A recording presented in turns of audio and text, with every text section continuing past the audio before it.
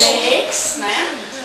Vai explicar para nós o desenho que vocês fizeram.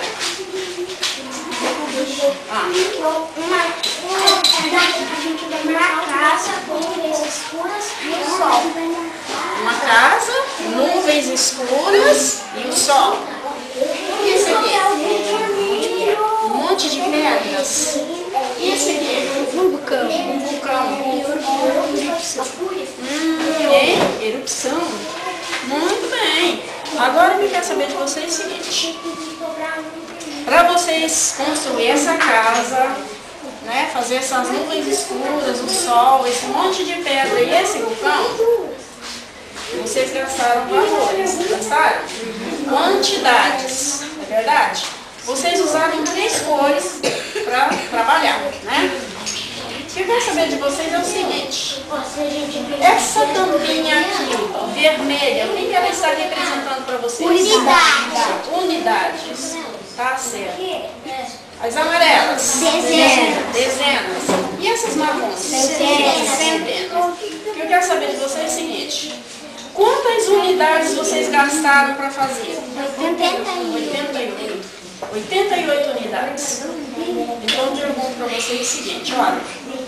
Quantas dezenas nós temos nessas 88? 8 dezenas e 8 unidades. 8 dezenas e 8 unidades.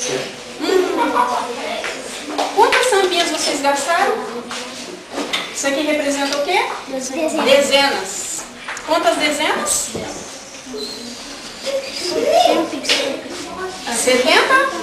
76 dezenas. Muito bem. Então é o seguinte, ó. Essas 76 dezenas vocês podem transformar ela em alguma coisa? Em centenas? Ainda não?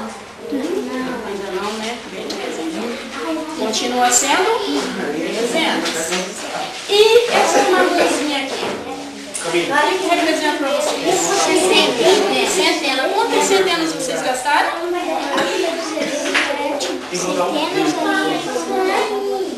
Ao todo deu 78. 78 ao todo? Muito bem, então, tá?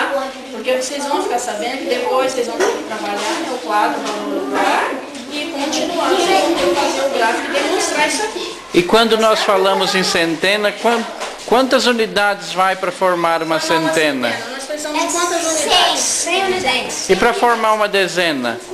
10. Então unidade é de uma em uma? Legal. Peraí, quero ver o que o professor está perguntando.